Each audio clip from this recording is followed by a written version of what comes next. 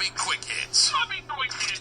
A sports card podcast where we tackle the hobby's hottest topics in depth to help you navigate the sports card landscape and enjoy the hobby we all love. Here's your host, John Newman.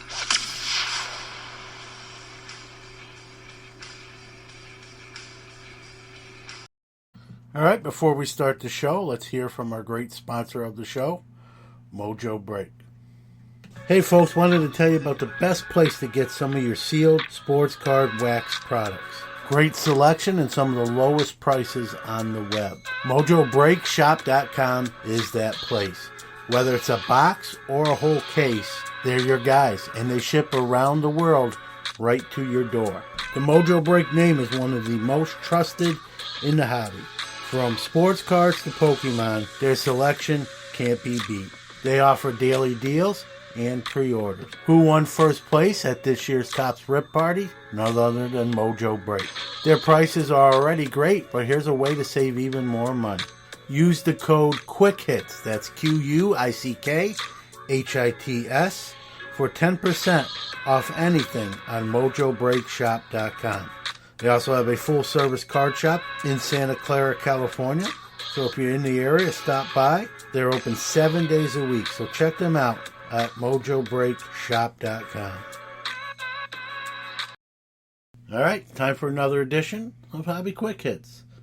So sometimes one of my listeners or someone who follows me on social media will ask a question, and some of those questions wind up being content creation or one of my show's topics and or a show episode. Today is one of those days, and the question that has made this episode is, how have shows changed since you've been doing shows as a dealer? And it's a great question, and I want to say I never thought about it, but until I really got this question, I didn't deep dive into it as much as I did to come up with this episode. And so those who follow on social media or listen to either one of the shows are probably well aware that I did my first show at 15 years old in 1987. I was born in 72, and so I got my sales tax number set up at my first show at 15 years old. I made $1,500. In today's standards, that would be a crappy show, truth be told.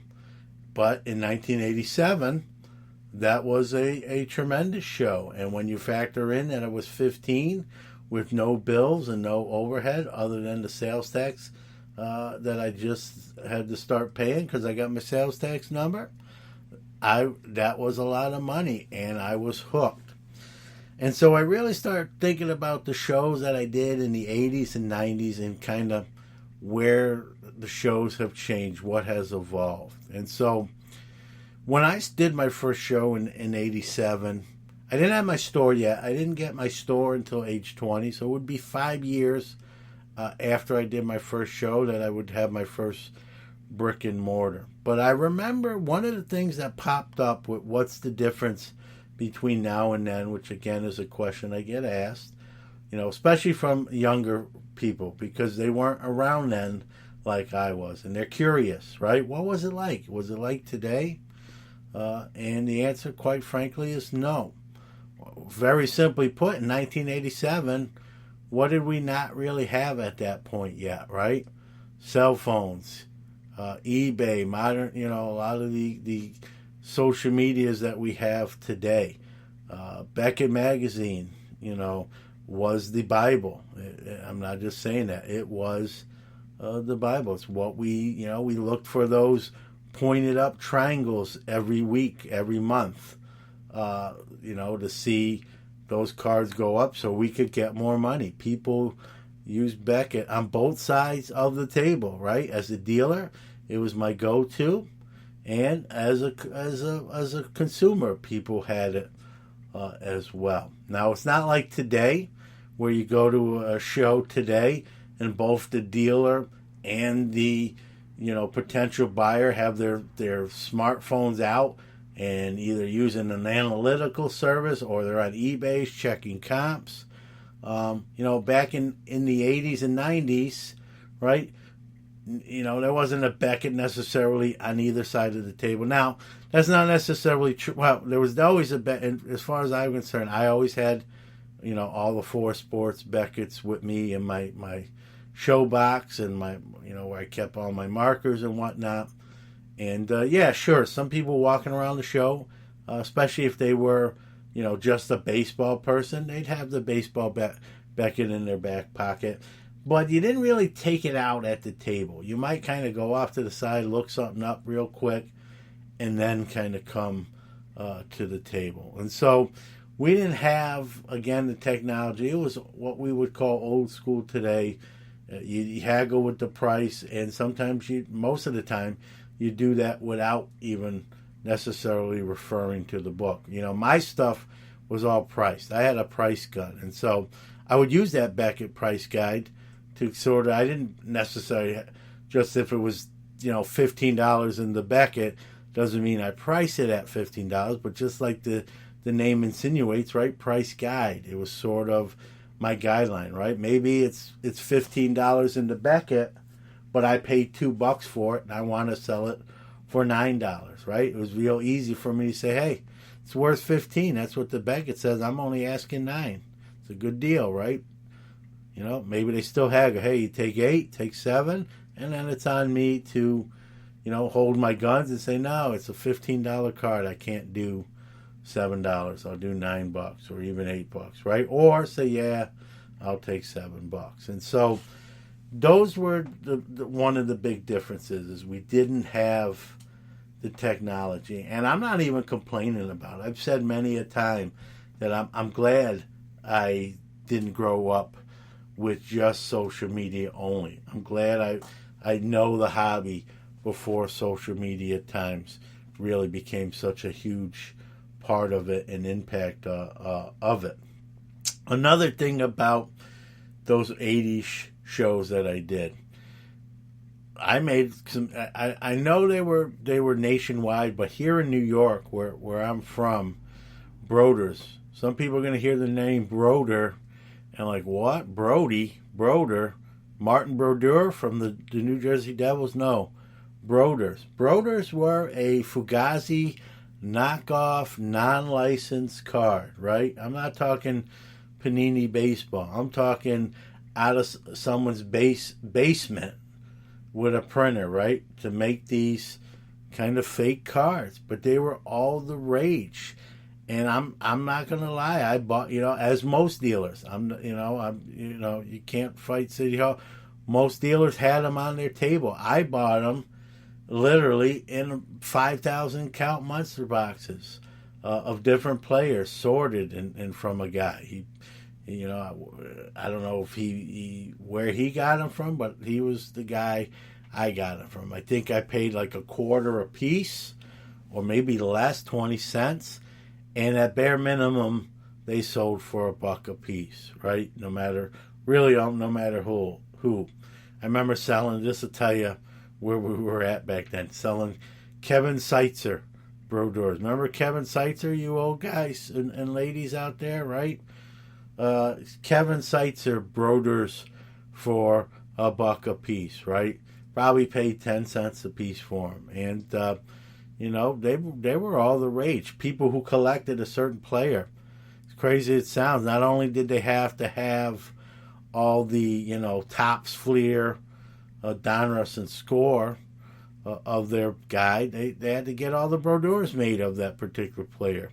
And if they were a really popular player, i.e. Don Manley here in New York, there was 50 different Brodeur Don Manleys. If you were Don Manley super collector, you had to have every Don Manley, right? If you were a real Don Manley collector, and I'm not gonna lie, I sold a lot of Broder cards. That first show I talked about with the 1,500 back then being a lot of money for sure. Today, not so much. Probably be a very bad show at $1,500. But that $1,500, I'd venture a pretty safe guess that probably between $350 to $500, somewhere in that vicinity, might have been all the dollar Broders that I sold. And I didn't feel bad.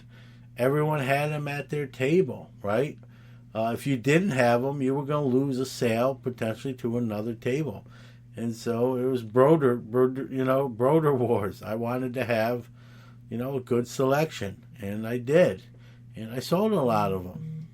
And so, today we don't really have that, we don't have the forget. People don't like, Broders today would not be popular like they were in 1987, 88, and 89. Back then, people couldn't get enough of them. Today, people wouldn't touch them with a 10-foot pole. But I made many a sale on those things and bought those things in bulk, truth be told. I'm a very honest and transparent person. And the other thing from doing the shows in the the mid 80s, if you will, there was a line, like as a dealer, as a sales tax holder, I had, customers were customers. Even though I didn't have a store yet, I believe I was direct with Score and Fleer without a storefront. I could be wrong. I know I had like 2 accounts.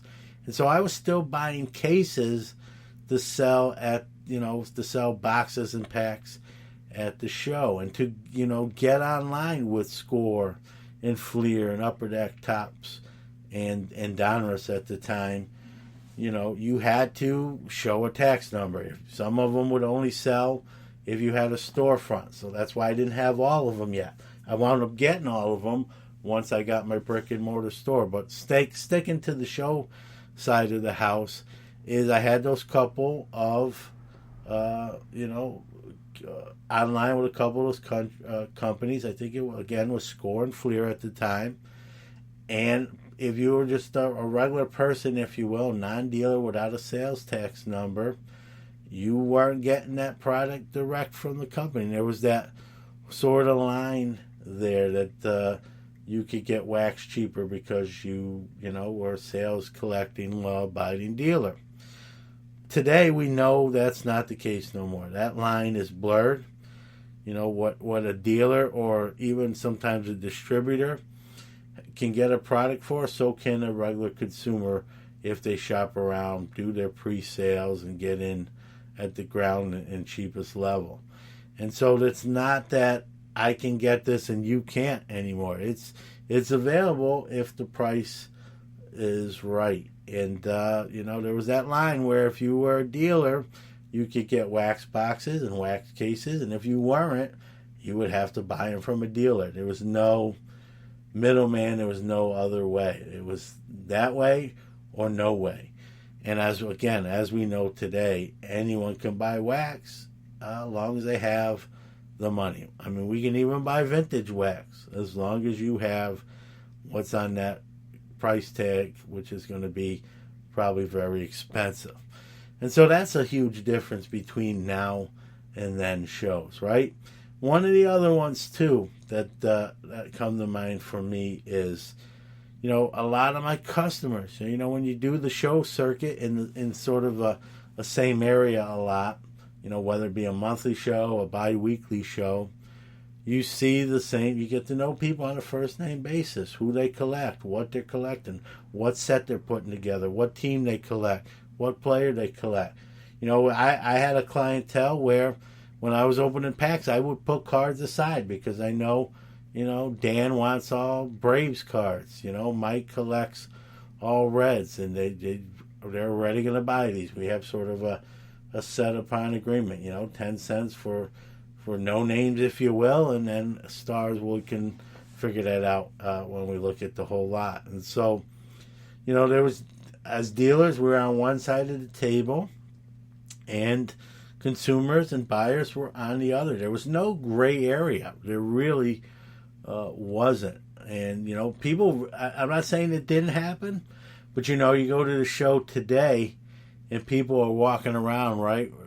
Kids, adults, with their cases, right? With their cards for sale or trade.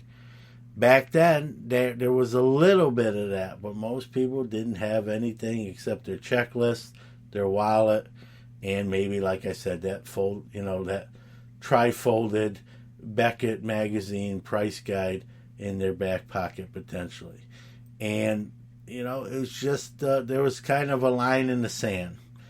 And then probably the early 90s when eBay kind of was, early stages. I think that was 94, 95. I could be wrong on my year. And when cards start becoming, that boom again for back then, not the boom we know in today's day and age. Even the booms were different back then. But, what I started to notice, a lot of people who were buying from me were now setting up themselves. They were buying so much. They're like, whether it was a spouse or a loved one that says, hey, you gotta clean some of this up. You gotta sell some of that. Maybe they saw a credit card bill, right? And a lot of the people who were customers of mine became dealer associates of mine. They were set up with me on the dealer side of the house. And it became very prevalent, back then. And now, now we see people, like I said, walking around with, plastic card cases with, $200,000, $300,000, $400,000 potentially worth of cards in those things, just making sales. And some of these guys, as we all know, this is not breaking news, that are selling out of their boxes. They're not set up at the show. They're at the show, selling their wares from one table to the next. Some of those guys probably got the right idea, right? Think about it. They could make $50,000, $100,000 in an hour, 2 hours. They're not tied up all day. They don't have to lug stuff in on a cart. They don't have to load up their car with 10 shoe boxes, 6 to 8 showcases, 20 shoe boxes, 10 monster boxes, supplies, price gun, price guides, markers, tape, paper, cash box. Right? They got one now. In today's day and age, they got one case with how many ever cards it holds. They go to the table. Are you buying? Are you interested? Right? Maybe a cash trade deal. And they make their $50,000, $100,000 in an hour or two and get out of the show and have the rest of the day, right? And that show dealer is there 8 to 12 hours. Got to pack everything up. Play Jenga to get it in their vehicle where the doors can close, right? All that stuff. And it's just a different vibe at the show. They're still great. They're still fun. They're still viable. They're still important for socialization. But it's just a way different feeling and a way different level than the shows I remember in the late 80s, early 90s, even 2000s. And if you haven't lived during those times, you really don't know. I mean, obviously, it's different. You just don't know to what level difference it is. And some of these big shows now, I'm not even talking the national, just these other regional shows, if you want to call them mini nationals, again, it's just so much stuff there. If you can't find it there, maybe very, very rare or just hard to find. So it's a different vibe. I still enjoy it. I think you have to be more competitive in today's market because you're competing against more people. Those early shows, it was me and just 30 other dealers in that room, right? That was it. Whoever had the card someone wanted and it was the lowest price was probably going to pull that sale down. And today you're not only competing with your fellow dealers in the building, you're competing with all the dealers around the world with eBay. Somebody can look at a card at a table, try to haggle on price, no agreed price is reached. They literally meet at that table, pull out their phone, and buy a same or very similar card on eBay for less money at the show, right at the table. And, at the Dallas Card Show, I'm not going to lie, I wasn't set up. I went as a consumer, and there was some stuff that I wanted to buy. And when I kind of came around the second time to purchase it, someone had beat me to it. It was sold out. What did I do? I was staying with Brad Bethune. I was at his house, went on eBay, made the purchase of the item I couldn't get at the Dallas show because someone else beat me to it. So it's ultra competitive. Where the old days you were just competing with 30 people in that room along with you. That was it. That was your competition. Now your competition is worldwide. There's people selling cards in Japan, China, Great Britain. And so you're not just competing with the 100 other dealers at the show you're set up at.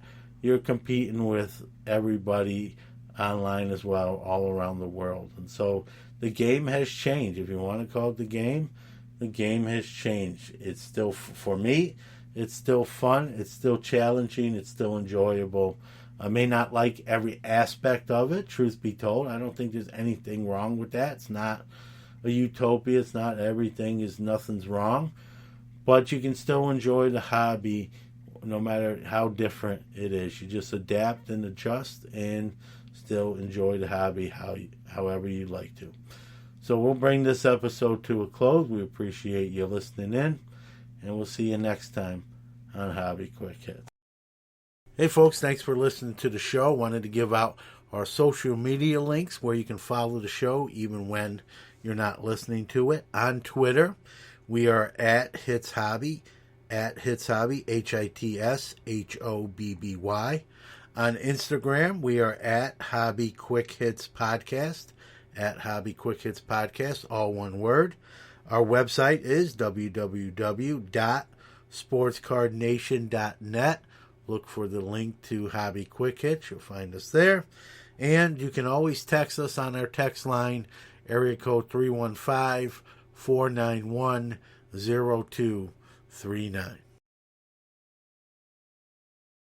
Leave the gun. Take the cannoli.